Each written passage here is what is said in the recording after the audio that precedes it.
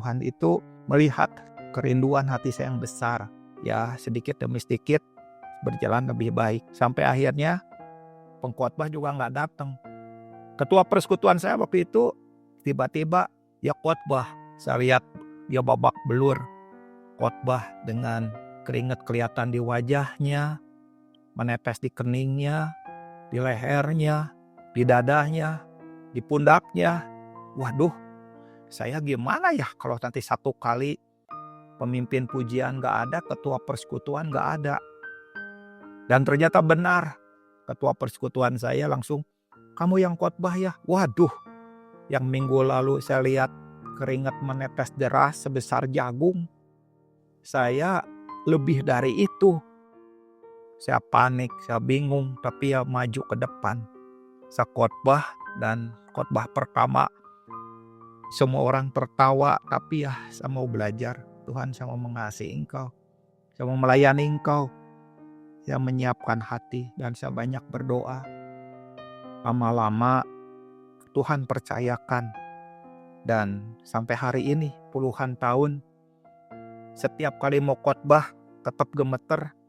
Setiap kali mau khotbah rasanya beberapa tubuh seperti di tangan gatel, bibir saya gatel, kadang-kadang di rambut saya gatel. Saya nggak tenang, gelisah. Sampai hari ini saya masih merasakan rasanya aduh gemeter begini ya.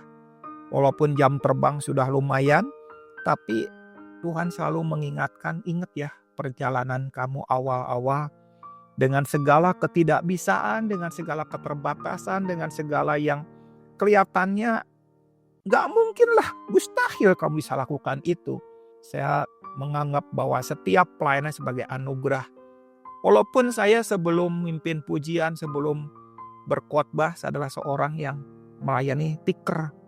Menyiapkan, menyapunya, mengepelnya seorang diri. Teman-teman yang lain tuh datang sudah tahu beres. Saya pinjam tiker di beberapa tempat. Ikatnya di motor saya. Dan saya lakukan. Karena saya mengasihi Tuhan. Saya pengen masuk yang jalan yang sempit itu. Gak ada yang mengenali, gak ada yang melihatnya. Gak ada yang memujinya. Tapi saya mengatakan, Tuhan, ini adalah persembahan untuk Tuhan. Gak perlu dipuji, gak perlu dihormati, gak perlu gembar-gembor. Woi, ikutan aku pelayanan. Kok aku ditinggalkan sendiri? Saya gak perlu begitu. Saya melakukannya dengan setia.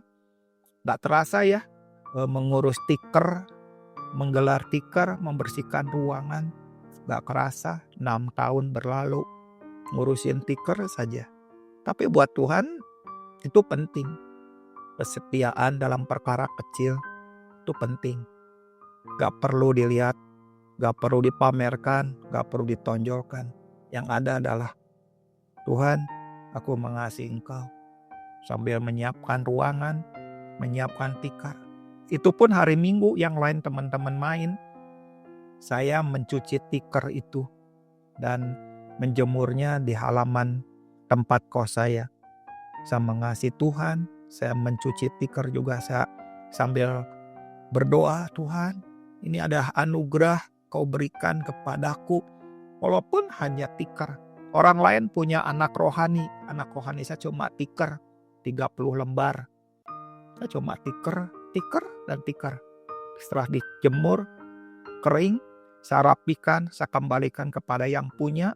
Nanti hari Jumat atau Sabtu pagi saya pinjam lagi. Hari Minggu bagian yang belum bersih saya bersihkan.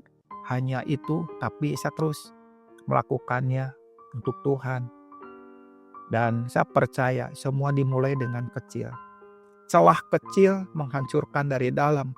Kesetiaan kecil itu akan menjadi kepercayaan yang besar dari Tuhan. Karena itu teman-teman, hari ini mengertilah bagaimana hidup di hadapan Tuhan.